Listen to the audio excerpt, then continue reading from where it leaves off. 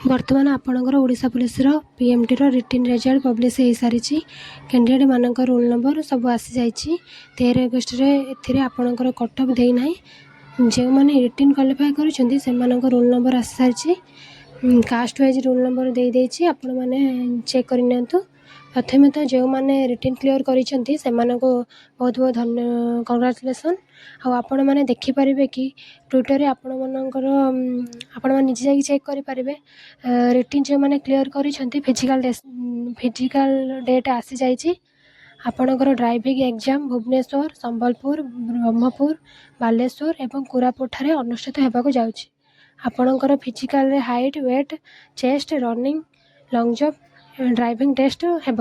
ଆପଣଙ୍କର driving test ହେଉଛି ବହୁତ ଇମ୍ପୋର୍ଟାଣ୍ଟ। ଡ୍ରାଇଭିଂ ଟେଷ୍ଟରେ ପ୍ରାୟ ପିଲା କଟୁଛନ୍ତି। ଯେଉଁମାନେ ଏକ୍ଜାମ୍ କ୍ଲିୟର୍ କରିଛ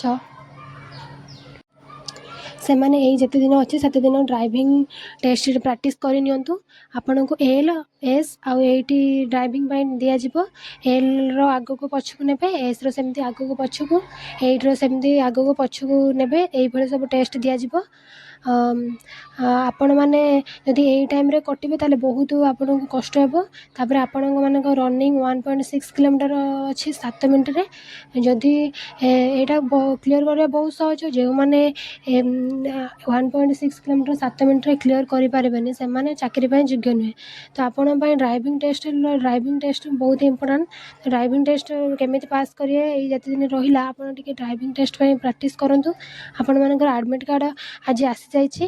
ଆପଣମାନେ କମେଣ୍ଟରେ ଲିଙ୍କ୍ ଦେଇଦେଇଛି, ସେ ଲିଙ୍କ୍ ଯାଇକି ଚେକ୍ କରିନିଅନ୍ତୁ ଜଲ୍ଦି କାହାର କେଉଁଠି ଡ୍ରାଇଭିଂ ଟେଷ୍ଟ ପଡ଼ିଛି। ତ ଟ୍ରାଏ କରନ୍ତୁ ଡ୍ରାଇଭିଂ ଟେଷ୍ଟ ପାସ୍ କରିବେ। ଆପଣ ସମସ୍ତଙ୍କୁ ଏଇଟା ବଡ଼ ଅପରଚ୍ୟୁନିଟି ଗୋଟେ। ଆପଣ ସମସ୍ତଙ୍କୁ ଅଲ୍ ଦ ବେଷ୍ଟ। ଧନ୍ୟବାଦ।